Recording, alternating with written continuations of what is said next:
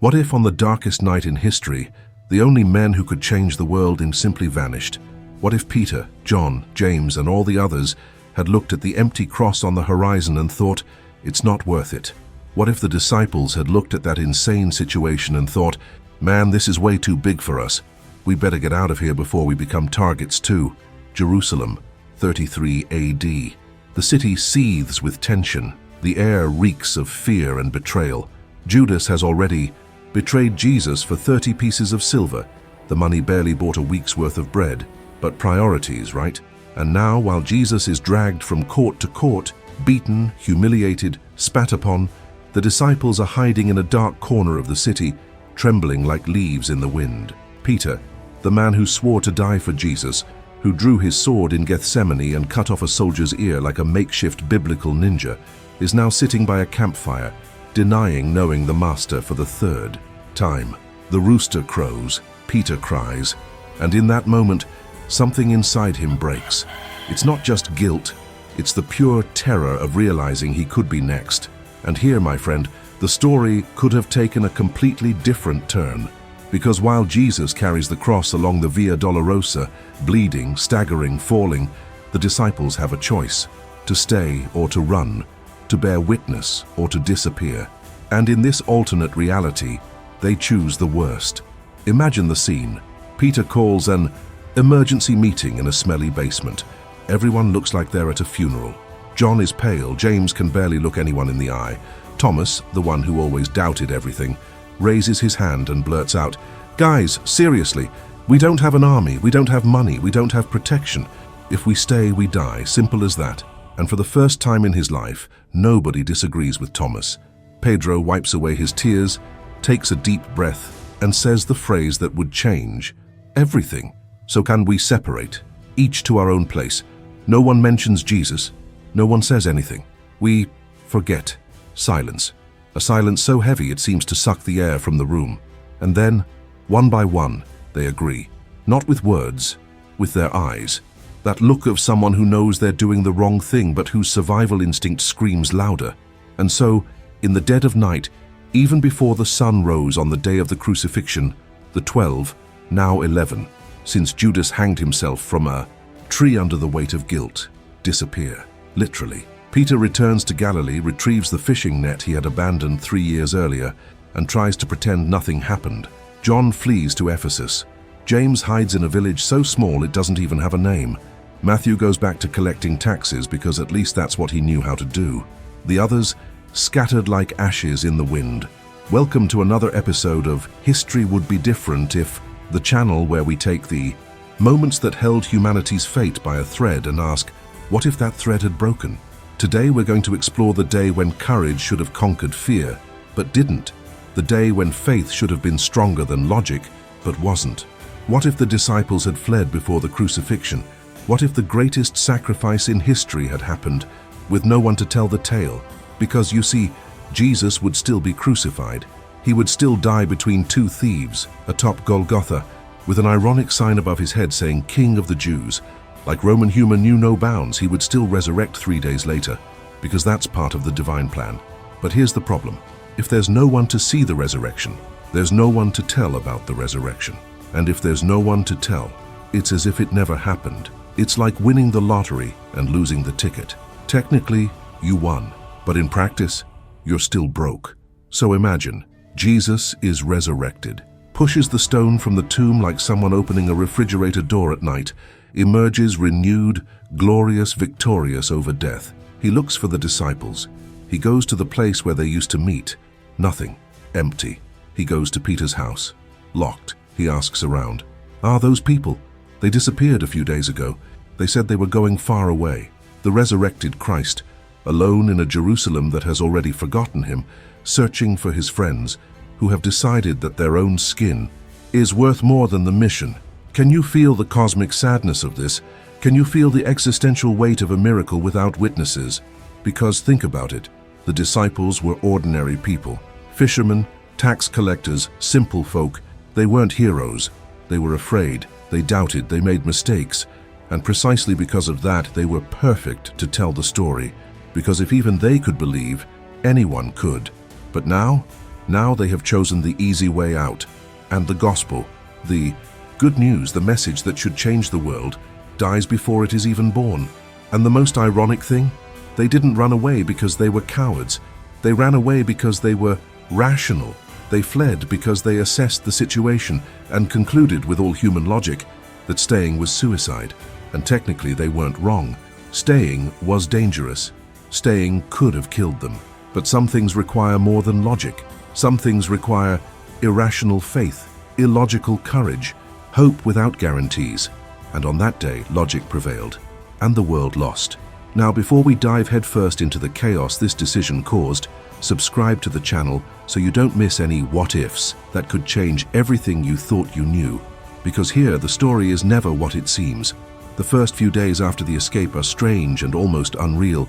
Peter wakes up every morning in the fishing boat, looks at his calloused hands, and tries to convince himself that the last 3 years have been a feverish delirium as he casts the net, pulls it in, casts it again, repeating the automatic gesture that calms him until the sunrise reminds him of that morning when he should have been there, when Jesus died alone, and something inside him rots a little more. John, hidden in Ephesus and working in a carpentry shop, a cruel irony since Jesus was also a carpenter, cuts boards and hammers nails that echo like silent accusations, and at night dreams of Golgotha, dreams that he is at the foot of the cross holding Mary's hand, but wakes up sweating, trembling, and realizing that he fled, that he abandoned not only Jesus, but also his mother. And Mary, of course she stayed, because mothers don't abandon their children. She was there, at the foot of the cross, watching her son being tortured, humiliated and killed, searching for the disciples with her eyes, looking for Peter, John, anyone who would share that unbearable burden, but there was no one, only her, a few, courageous women, and not even John the Baptist, who was already dead, only women, while the men who swore eternal fidelity evaporated like smoke. 3 days later, Mary Magdalene goes to the tomb at dawn, because someone needed to honor the body, but she finds the stone removed, the tomb empty and the linen cloths folded with irritating precision, like when a mother angrily tidies a room. She runs, looking for someone to tell, but the disciples are not there. The apostles are not there. The men, who should be leading, have disappeared. And when she asks in the streets about Peter and John, people laugh, saying that the cowards must already be far away. Thus, the greatest miracle in history happens without an audience. Jesus appears to Mary Magdalene, because he always loved the marginalized and the women ignored by society, and says, "Do not hold on to me, for I have not yet ascended to the Father."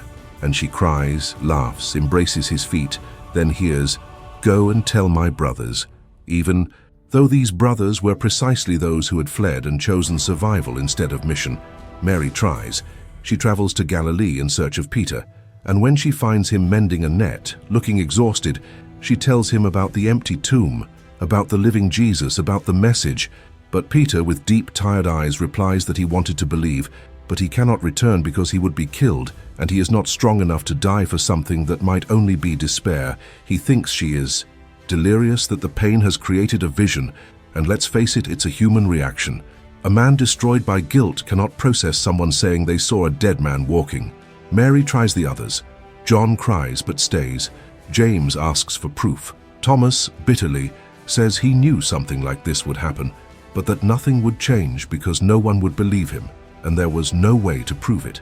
He's right. Without disciples, without community, without witnesses willing to risk everything, the resurrection becomes just a local rumor for a few weeks. Have you heard about that crucified prophet? They say some women saw him alive, and the people respond that it must be trauma or hallucination. The weeks turn into months. The resurrected Jesus appears a few more times, always to women and the marginalized, the only ones left, but without structure, without leadership, without anyone to organize, write, or preach. The movement dies before it begins. The few who believe are isolated, voiceless, and Rome doesn't even notice, seeing everything as just another crucified Jewish agitator. End of story. Next case. Pilate never thinks about it again. The Pharisees celebrate, convinced that they have eliminated the problem, and it really seems that they have. Meanwhile, in the corners of the known world, the disciples live crushed by guilt. Peter grows old fishing, but never recovers who he was, telling his grandchildren stories of Jesus. miracles, teachings, incredible moments, always stopping before the arrest, unable to speak of the end, unable to admit that he was there and chose not to be. John writes some memoirs but never publishes them, keeping them in a chest under his tools, thinking that no one would read or believe them. They never see each other again. The group united for 3 years, which witnessed miracles, which changed their lives, which swore to remain together until the end, dissolves like salt in water, each isolated, carrying the weight of a decision that seemed rational at the time, but now sounds like the greatest betrayal in history, because they abandoned not only Jesus, but humanity, the chance to spread a message of love, forgiveness, and hope, the chance to build something greater than themselves, destroyed by fear, which is the killer of all great stories. And in Rome, the empire continues, without Christianity to challenge it as a subversive seed of love and equality. Rome remains brutal, expansionist, and slave-owning, with gladiators dying for entertainment, provinces exploited, and slaves treated as objects, because there is no alternative voice saying that perhaps there is another way to live. The world remains pagan. Temples of Zeus, Jupiter, and Mithras remain full. People continue sacrificing animals and consulting oracles to appease distant gods, and the revolutionary idea that God became man, suffered, died, and resurrected out of love never reaches beyond a few in Jerusalem who eventually die, taking history with them, like a candle extinguished before lighting others, leaving the darkness to remain. The most painful thing is that Jesus never condemned the disciples. Even after they fled, he sought them out, wanting to forgive and restore them, but they did not allow it, because forgiveness requires returning and facing what they did, and they could not. Pedro dies old, on an ordinary fishing day, telling his grandson that he once met the most incredible man who ever lived, and that he wasn't worthy of him. The grandson asks what happened to this man, and Pedro, closing his eyes, replies that he died and the world died with him. If this twist in history affected you, leave a like so we know you felt the weight of this alternate reality, because it's not over, and the worst is yet to come. Now let's fast forward a few decades and see the havoc that this exodus caused. Because history isn't just about what happens, it's about what doesn't happen, and man, the hole that Christianity left. In the timeline is the size of a continent. Year 70 AD, Jerusalem is destroyed by the Romans. In our timeline, this was tragic, but Christians were already spread throughout the world, carrying the message forward. Here, the few who still believed were all concentrated in Jerusalem. When the city falls, when the temple is reduced to ashes, the last eyewitnesses of Jesus die buried in the rubble. Mary Magdalene, already elderly, dies trying to protect a manuscript. Some notes she made about the teachings of Jesus. The manuscript burns along with her, and so the last flame goes out. Without Christianity, Europe would have followed a completely different path. There would be no Constantine converting in the 4th century, no Council of Nicaea, no compiled Bible, no monks copying ancient texts and preserving knowledge during the Middle Ages, because, plot twist, these guys were the great librarians of humanity, believe it or not. Without them, thousands of Greek and Roman texts would simply disappear. Plato, Aristotle.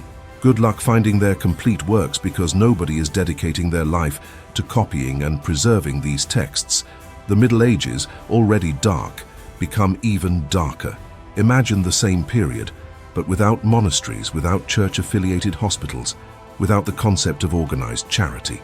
Because, like it or not, the church was responsible for creating the first social welfare networks in Europe. Without that, every fiefdom for itself, and the poor, left to fend for themselves.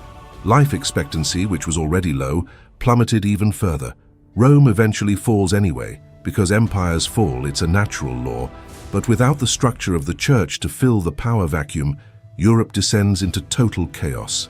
Barbarian tribes dominate everything, but there is no unifying institution. It's Game of Thrones, but without dragons and with much more dysentery. And religion? Religion becomes a completely different market. Paganism remains dominant, but it fragments into hundreds of regional cults. You have Druids in Ireland, cults of Odin in Scandinavia, worship of Mithras in Rome, Egyptian gods still popular in North Africa. It's like a spiritual buffet where nobody agrees on anything, and everyone thinks their neighbor's god is fake news. But here's the problem. Without a centralized philosophy of love for one's neighbor, of universal human dignity, of love thy enemy, brutality simply becomes normalized. Slavery, it continues, strong for centuries more. Human rights? What's that, food? The idea that every human being has intrinsic value, which was somewhat the basis of Christianity, never gains traction. So society continues to function on a purely Darwinian logic. The strong dominate, the weak suffer, end of story. And the Crusades, they didn't happen. But before you think, oh, so things have improved, hold on. Without the Crusades, there was no cultural exchange between Europe and the Middle East, which, despite being violent, brought back scientific and philosophical knowledge that had been lost.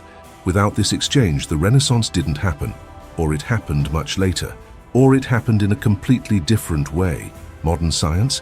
It's probably centuries behind, because many of the first scientists were monks and clergymen, people like Gregor Mendel, the father of genetics, or Georges Lemaitre, who proposed the Big Bang theory.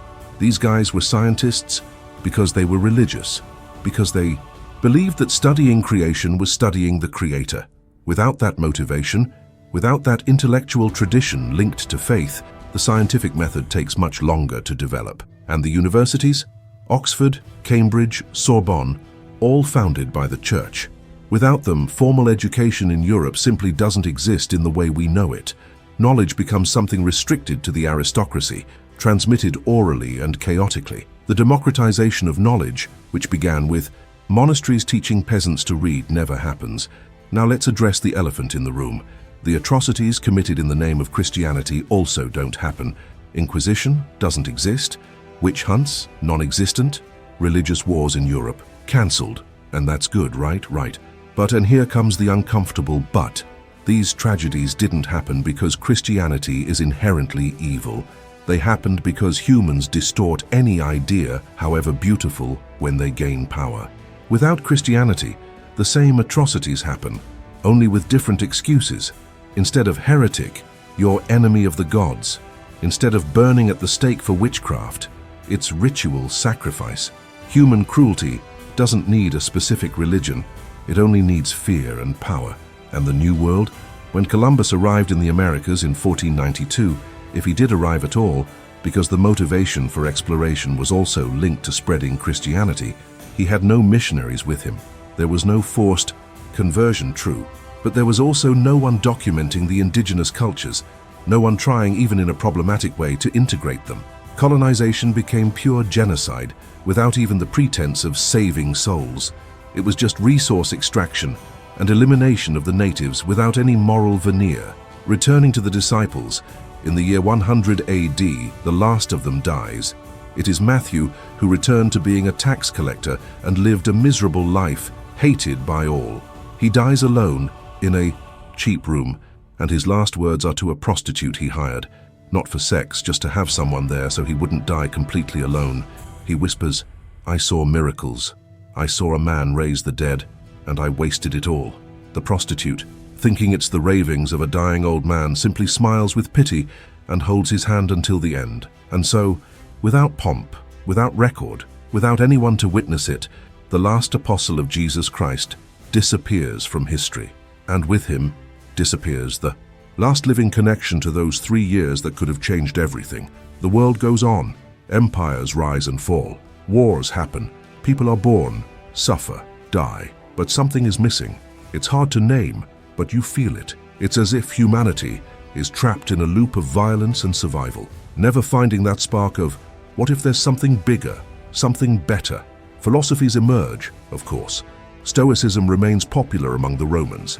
Buddhism grows in Asia, but none of them offers that specific combination of radical love, impossible forgiveness, and hope against all odds that Christianity offered. None of them presents a God who suffers, who humbles himself, who dies for others. And perhaps, just perhaps, this will make a difference, because stories shape cultures, and cultures shape behaviors, and behaviors determine whether civilization advances or stagnates. Without that specific story, without that example of 12 ordinary men who found the courage to preach something impossible, humanity loses a model of transformation. It loses the idea that you can be a coward today and a hero tomorrow.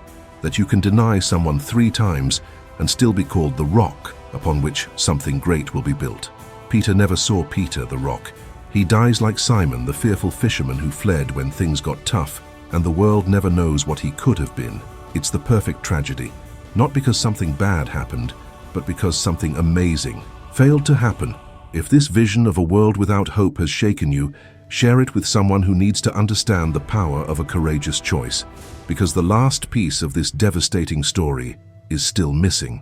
The year is 2025, our present, and by bringing this alternate reality here, we see what the world would be like if those 11 men had chosen flight instead of faith. You probably wouldn't even be watching this video, not because YouTube wouldn't exist, but because the very concept of this channel wouldn't make sense, since the Bible would never have been compiled, and Jesus would be just an obscure footnote in Roman texts, while the West would grow without Christianity, transforming Europe into a patchwork of modernized pagan cults with temples to Odin, druidic rituals, Zeus worship with offering apps and Nordic horoscopes, resulting in diverse but completely fragmented spirituality without the common cultural thread that shaped centuries of shared values.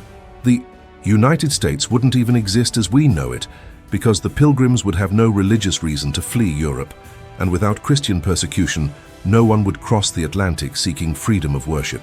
Thus, North America would be colonized in a much more brutal and extractive way, like an amplified Brazil of the rubber era, where native populations would be decimated without even the pretense of conversion, in a guiltless corporate genocide.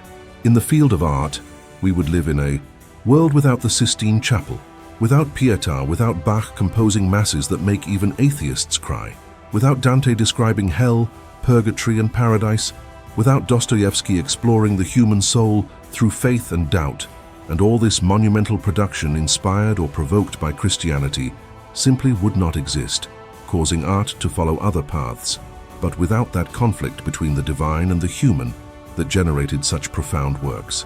In literature, Tolkien would never have written The Lord of the Rings because his mythology is rooted in Christianity, and C.S. Lewis would not have created Narnia since his stories are reinterpretations of Christ with lions and magical wardrobes. When we talk about human rights, we realize that the 1948 Declaration, based on the idea that every human being is made in the image of God, would have taken much longer to emerge, if it ever did, and perhaps rights would have been granted only to citizens of powerful nations or to economically useful people, without the radical notion that a beggar and a king possess equal dignity. Slavery would probably have been abolished much later, because abolitionists like Wilberforce, driven by deep Christian convictions, would not have existed to affirm that enslaving someone was enslaving Christ in that person, and thus slavery would only end when it ceased to be profitable in a cold and cynical process. Regarding values, forgiveness would cease to be a virtue and would be seen as weakness, creating a culture based on honor and revenge, where not retaliating is cowardice and turning the other cheek would never have been conceived, transforming society into something more violent and tribal. Loving the enemy would be a laughing matter, because the dominant logic would be to crush and dominate the enemy. And even if this logic still exists today, at least we have the ideal that we should be better. Without Christianity, not even the ideal would exist, leaving only a Darwinian pragmatism without moral counterweight. The most ironic thing is that even the concept of alternate history itself has Christian roots, because Christianity introduced the view that history has direction, purpose, and meaning, breaking with cultures that saw time as cyclical. Without this philosophy, humanity would tend towards fatalism, believing that things have always been and always will be the same, losing the impulse to change reality. Returning to the disciples, we realize that this story isn't really about what the world lost, but about what they lost. Peter dies a fisherman, not a martyr, crucified upside down and transformed into a symbol of courage and redemption. John ends his life as an ordinary carpenter, not as the author of the most poetic gospel, nor as the wise old man who wrote Revelation and inspired millions.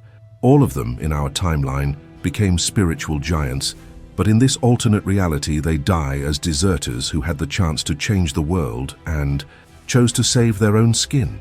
The truth is, they weren't wrong to be afraid because fear is human, but what made them heroes wasn't the absence of fear, it was acting despite the fear. looking at the crosses and Roman soldiers and understanding that there are things worse than dying, like living knowing you escaped. And that choice to stay literally changed everything, influencing art, laws, philosophy, Europe, human dignity, and the way billions face life, death, suffering, and hope, showing that collective courage transforms the world. Perhaps the most important lesson is that, however scared you may be, there are times when you need to stay and decide to be part of something bigger, even if it costs you everything. Because if the disciples had fled, the world would be poorer, darker, and more hopeless without even knowing what it had lost. But because they didn't flee, we are here 2,000 years later telling their story and trying to be half of what they were. If this story moved you and made you think about choices, comment on the most impactful moment and subscribe to the channel, because here we reconstruct entire worlds to show how one decision changes everything. The story would be different if they had run away, but they didn't, and thanks to that we are here. We are